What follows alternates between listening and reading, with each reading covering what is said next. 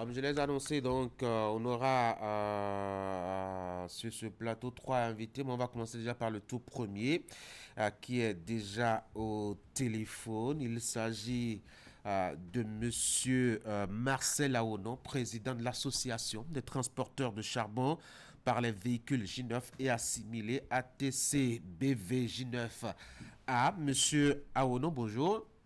Oui, bonjour, monsieur Tanguy. Merci beaucoup d'avoir décroché à mon appel ce matin. L'arrêté qui fixe les modalités de conditionnement et de transport du charbon et du bois énergie avait oublié de citer parmi les moyens de transport les véhicules appelés J9. Vous avez promis mener les démarches dans ce sens. Où en êtes-vous justement par rapport à ces initiatives-là? Oui, monsieur Tanguy, comme vous l'avez dit, et en voulant parler, je dois remercier quelqu'un. Permettez-moi de remercier le président Talon. Oui. C'est grâce à lui que nous avons pu obtenir notre résultat d'aujourd'hui. Sans oublier ces ministres, surtout le ministre de cadre de vie et celui des finances. C'est grâce à eux que nous avons eu un résultat satisfaisant. Parlons de l'arrêté. Depuis 2009, il y avait un arrêté qui avait pris certains véhicules en compte, comme l'a dit, les 404 bâchés, les camions Kingston et Titan. C'est ça.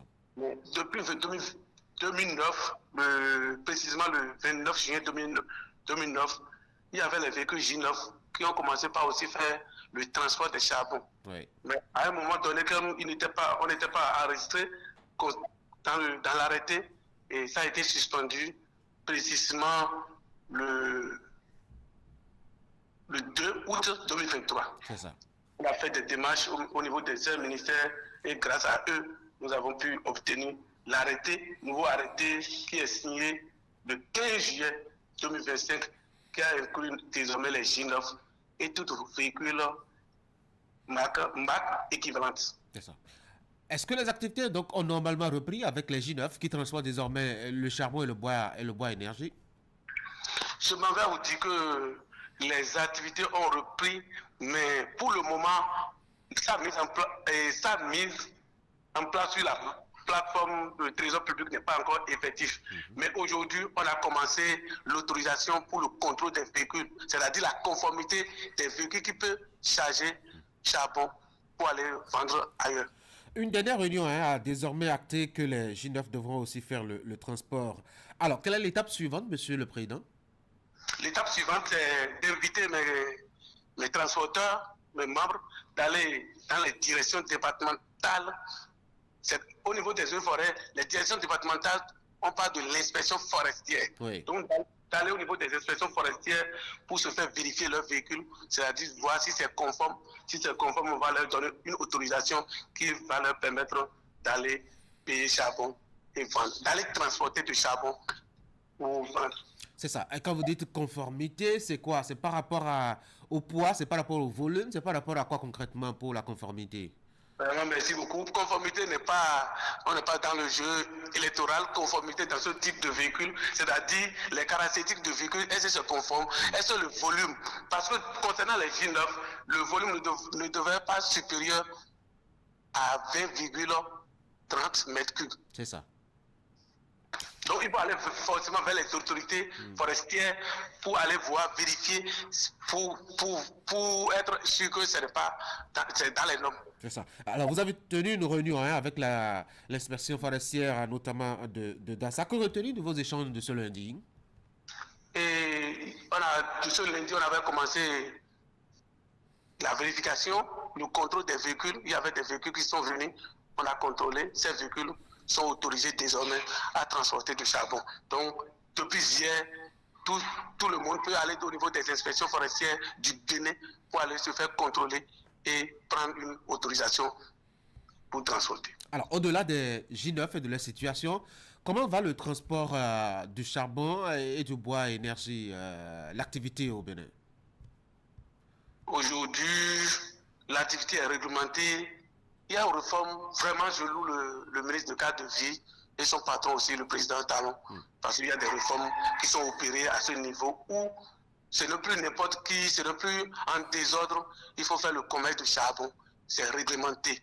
Même, on peut aller même jusqu'à parler des marchés, des mini-marchés au niveau des villages pour regrouper. Ce n'est plus quelqu'un d'autre sur moto. On peut transporter un sac de charbon de Boycott à Cotonou, non. C'est réglementé, tout est conditionné. Avec la multiplication des campagnes pour sensibiliser contre les énergies fossiles, est-ce que vous n'avez pas peur que votre activité perde son sens et disparaisse un jour?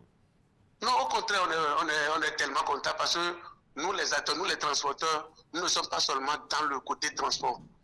On aide aussi beaucoup l'administration forestière en reboisant. Je m'en vais vous dire, presque tous les membres ont de plantations de bonne quantité. Donc, nous contribuons beaucoup à ce fléau-là. C'est ça. Alors, en dehors du transport du charbon, vous êtes aussi dans presque tous les autres produits que vous transportez, parfois même hors du territoire national béninois. Je veux penser par exemple à l'ananas, que certains transportent jusqu'au Burkina, jusqu'au Niger. La tomate, par exemple, aussi, que certains transportent jusqu'au Nigeria et bien d'autres. Comment vont les routes et surtout cette activité transfrontalière?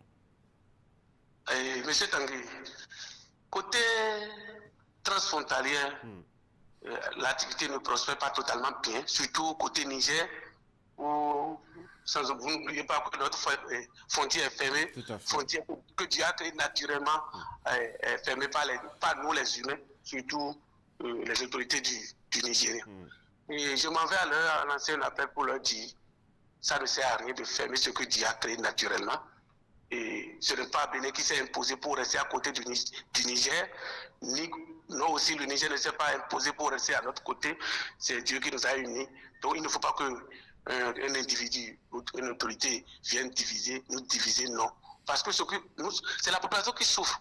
Quand on se dit, on attaque coup d'État, on attaque pour dire le Bénin, base militaire, 600, à leur arrivée là, ce n'est pas le Bénin qui les a favorisés à faire coup d'État chez eux pour que le gouvernement qui est là s'installe. Donc, regardez, il y a plusieurs tentatives de coup d'État au niveau de Mali, Burkina, mais ce ne sont pas les Béninois qui ont incité ça là. Coup d'État, c'est toi. Si tu auras coup d'État, c'est dans ta maison, c'est dans ton pays. Il n'y aura pas quelqu'un qui va quitter dans un autre pays pour favoriser. Au contraire, vous pouvez sécuriser votre pays. Et l'activité de frontière passe désormais normale. Ce que moi, j'ai lancé pour les autorités nigériennes. Monsieur Marcel Aouno, un mot pour finir cet entretien?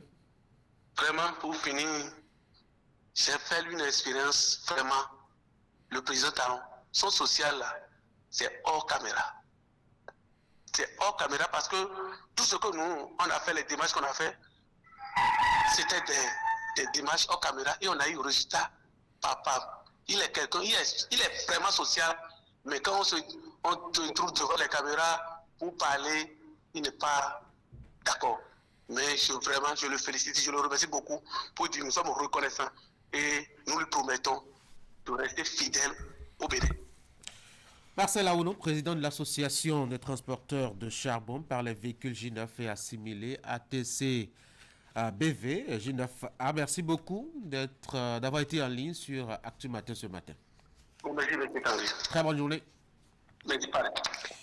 Mesdames et messieurs, on va retrouver le normal des rubriques sur Actu Matin. Je vais vous présenter donc le bulletin de l'information avec Florence Bossa. Florence, bonjour. Bonjour à vous Tanguy, bonjour à tous. Langage de vérité entre les transporteurs du corridor Abidjan-Lagos dans une séance tenue à Cotonou ce week-end. Les tracasseries n'en finissent pas, ont-ils confié à la Confédération des syndicats des conducteurs routiers de l'Afrique de l'Ouest qui a créé le cadre de discussion. La CS-CRAO s'engage à remonter les plaintes au plus haut niveau des États par la CEDEAO. Et puis le nouveau fonds d'investissement des communes en discussion à Boycon, c'est la session annuelle du cadre de concertation entre l'Association nationale des communes du Bénin et les associations départementales de communes. Les travaux vont permettre l'élaboration d'une feuille de route pouvant aider la NCB dans la conduite d'un plaidoyer pour le développement des communes. Voici le bulletin.